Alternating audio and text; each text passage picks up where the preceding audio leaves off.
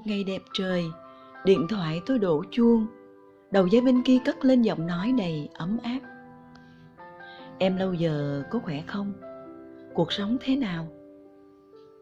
8 năm trôi qua rồi, mọi thứ kỷ niệm yêu thương lẫn khổ đau như chìm lắng. Nay chỉ vì một cuộc điện thoại của một người mà bỗng nhiên lòng nổi sóng. Tôi nhớ ngày ấy, ngày tôi mới chân ướt chân ráo bước chân vào Sài Gòn. Nhớ tình yêu tuổi 20 của tôi, trao anh đầy si mê và cuồng nhiệt. Mối tình như thơ như mộng với một chàng trai giỏi giang, ngọt ngào. Một cuộc hôn nhân định sẵn với hạnh phúc đủ đầy. Một ngày chợt tan biến. Anh làm ăn thất bại, từ chỗ là ông chủ trẻ, nay trở thành kẻ trắng tay.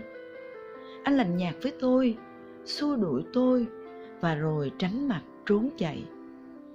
Tôi đã xin anh hãy cho tôi được ở bên anh lúc anh khó khăn nhất.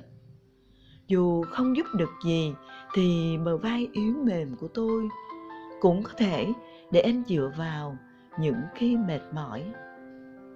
Nhưng anh không chịu, cự tuyệt tôi đến cùng và vùi mình trong những cơn say. Tôi rời Sài Gòn, trở ra Bắc, nhanh chóng lấy chồng theo sự sắp đặt của gia đình. Chồng tôi là một người hiền lành, chăm chỉ làm ăn. Và quan trọng hơn là anh thích tôi, thương tôi. 8 năm trôi qua, tôi đã là mẹ của 2 đứa trẻ.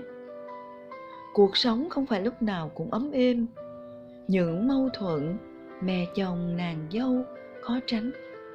Những bất đồng va chạm thường ngày giữa vợ chồng. Những nỗi loa toan đôi khi khiến tôi có chút mệt mỏi. Nhưng như mọi người vợ khác, tôi vẫn cố hết sức để vun vén cho tổ ấm của mình. Nhưng rồi chỉ cần một cuộc điện thoại, chỉ cần một lời hỏi thăm của anh, cuộc sống của tôi tưởng đã sắp đặt gọn gàng, bỗng dưng xáo trộn. Anh nói sắp tới anh có chuyến công tác ra Hà Nội vài ngày. Hỏi tôi có thể cho anh một chút thời gian không? Những ngày ấy tôi chẳng làm được gì linh hồn, chỉ vì một suy nghĩ, gặp hay không gặp. Cuối cùng thì tôi và anh cũng ngồi đối diện nhau sau 8 năm trời cách biệt. Tôi đã không còn là cô gái ngoài đôi mươi khi xưa. Anh cũng trông chững chạc và già dặn hơn nhiều. Tôi là bà mẹ 2 con, còn anh vẫn độc thân, một mình một bóng. Sau lần phá sản đó, anh gây dựng lại mọi thứ. Tuy khó khăn nhưng rồi cũng ổn. Anh đã hối hận rất nhiều vì đã để em đi. Cũng may em đã ổn rồi. Em hạnh phúc là tốt rồi. Tại sao đến giờ anh vẫn chưa lập gia đình? Anh cũng không biết. Có lẽ là vì... Anh bỏ dở câu nói đó. Tôi cũng không hỏi thêm. Tôi đang bận ngắm anh, người đàn ông tôi đã thiết tha yêu một thuở thanh xuân. Lúc đó tôi biết vì sợ tôi khổ lây nên anh mới cố tình dứt bỏ tôi, phụ phàng đến thế. Càng nghĩ càng giận, lại càng thương. Gương mặt này, giọng nói này tôi tưởng đã quên rồi. Sao hôm nay gặp vẫn khiến tim tôi xôn xao nhường ấy. Anh mới mở một chi nhánh nhỏ ngoài này, thỉnh thoảng bay ra đây. Nếu em không phiền, chúng ta thỉnh thoảng gặp nhau một chút nhé. Anh hứa không làm gì khiến hạnh phúc gia đình em bị tổn hại.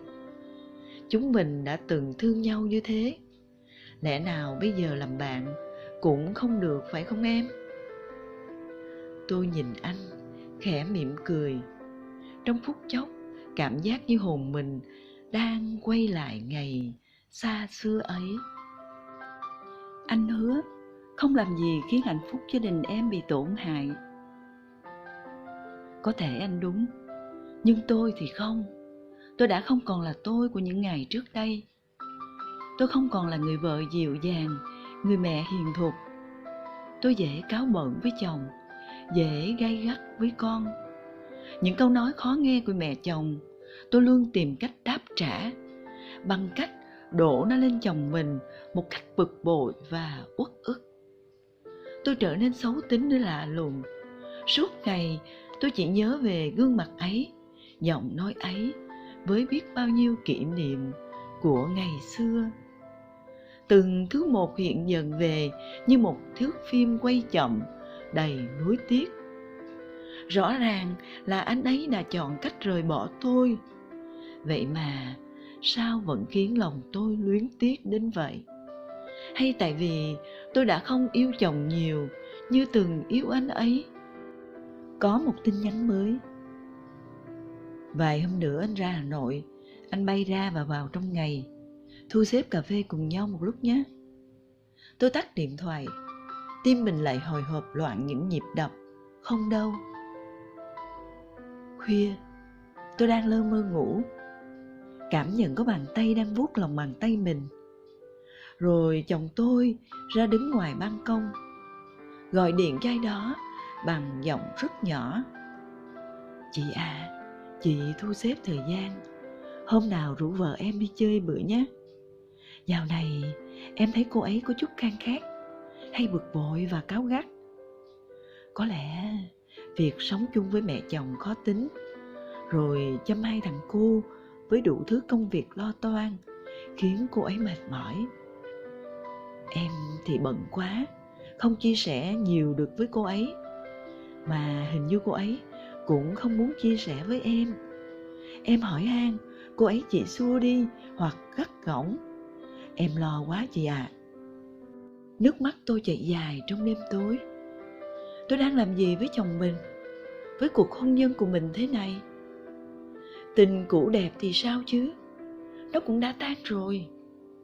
Người đàn ông ấy đã từng chiếm hết chỗ trong trái tim mình thì sao chứ? Đây mới là chồng mình, là hiện tại của mình.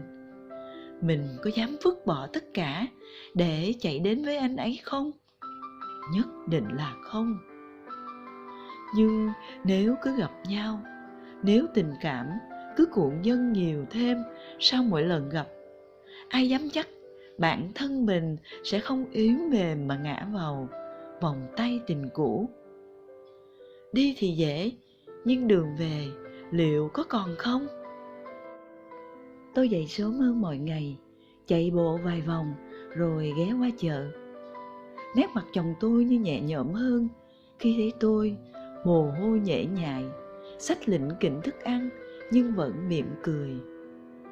Tôi sẽ bắt đầu ngày mới như 8 năm qua tôi đã từng. Nhưng trước hết phải trả lời tin nhắn hôm qua của người cũ. Em rất tiếc, em nghĩ chúng ta không nên gặp nhau nữa. Người đã cùng mình đi qua một đoạn đường tuổi trẻ rất đáng nhớ.